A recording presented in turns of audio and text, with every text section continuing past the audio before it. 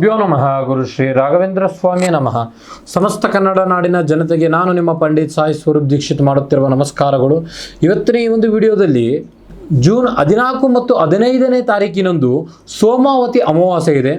ಈ ಒಂದು ಅಮಾವಾಸ್ಯೆ ಕಳೆದ ನಂತರ ಕರ್ಕಾಟಕ ರಾಶಿಯವರ ಒಂದು ಭವಿಷ್ಯ ಫಲ ಏನಿದೆ ಅಂತ ನಾವು ನೋಡೋಣ. ಬನ್ನಿ, ಯಾರೆಲ್ಲ ಈ ಒಂದು ವಿಡಿಯೋ ನೋಡ್ತಾ ಇದ್ದೀರೋ ಕೊನೆವರೆಗೂ ವಿಡಿಯೋ ನೋಡಿ.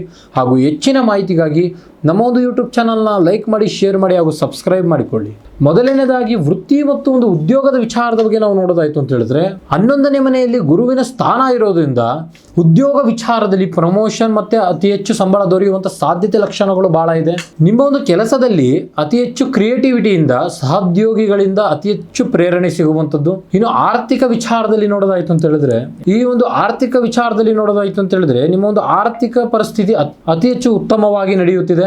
ಆದಾಯದ ಒಂದು ಹೊಸ ಮೂಲಗಳು ನಿಮಗೆ ಸೃಷ್ಟಿ ಆಗುವಂತದ್ದು. ಸಾಕಷ್ಟು ಹಿಂದೆ ನೀವು ಇನ್ವೆಸ್ಟ್ ಮಾಡಿರ್ತಕ್ಕಂಥ ಎಷ್ಟೋ ಒಂದು ಹೂಡಿಕೆಗಳಿಗೆ ಈಗ ನಿಮಗೆ ಒಂದು ಲಾಭದಾಯಕವಾಗಿ ಸೇರುವಂತದ್ದು. ಅನಿರೀಕ್ಷಿತ ಧನಲಾಭದ ಸಾಧ್ಯತೆಗಳು ಬಹಳ ಇದೆ.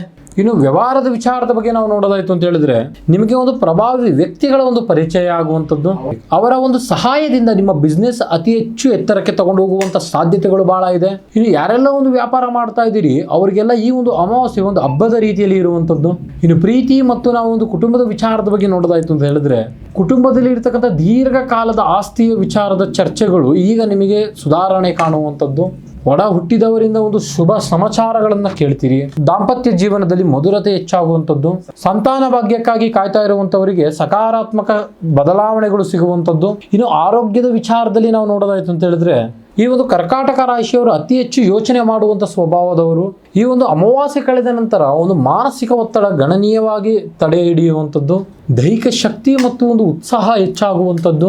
ಗುರುವಿನ ಪೂರ್ಣ ಲಾಭ ಪಡೆಯಲು ನಾನು ಹೇಳುವಂತ ಈ ಒಂದು ಕೆಲಸ ಕಾರ್ಯಗಳನ್ನು ಮಾಡಿ. ಕರ್ಕಾಟಕ ರಾಶಿಯವರಿಗೆ ಚಂದ್ರನ ಅಧಿಪತಿ ಇರುವುದರಿಂದ ಸೋಮವಾರ ದಿನದಂದು ಶಿವನಿಗೆ ನಾನು ಹೇಳಿದಂತೆ ನಿಯಮ ಮಾಡಿ, ಶಿವನಿಗೆ ಹಾಲಿನ ಅಭಿಷೇಕ ಮಾಡಿ ಓಂ ನಮೋ ಶಿವಾಯ ಎನ್ನುವ ಮಂತ್ರವನ್ನು 108 ಬಾರಿ ಜಪಿಸಿ.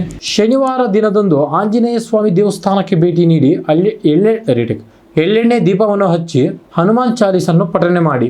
ಈ ಅಮಾವಾಸ್ಯೆ ಕಳೆದ ನಂತರ ನಿಮ್ಮ ಒಂದು ಅದೃಷ್ಟವಾಗಿರ್ತಕ್ಕಂಥ ಸಂಖ್ಯೆ 2, 7 ಹಾಗೂ 9. ಇದಾಗಿತ್ತು ಕರ್ಕಾಟಕ ರಾಶಿಯವರ ಸೋಮಾವತಿ ಅಮಾವಾಸ್ಯೆ ಕಳೆದ ನಂತರ ಇರುವಂತ ಭವಿಷ್ಯ. ನಿಮ್ದು ಕೂಡ ಕರ್ಕಾಟಕ ರಾಶಿ ಆಗಿದ್ದರೆ ಓಂ ನಮೋ ಶಿವಾಯ ಎಂದು ಕಮೆಂಟ್ ಬಾಕ್ಸ್ ನಲ್ಲಿ ಕಮೆಂಟ್ ಮಾಡಿ ಹಾಗೂ ನಿಮ್ಮ ಫ್ರೆಂಡ್ ಸರ್ಕಲ್ಗೆ ಈ ಒಂದು ವಿಡಿಯೋನ ಶೇರ್ ಮಾಡಿ.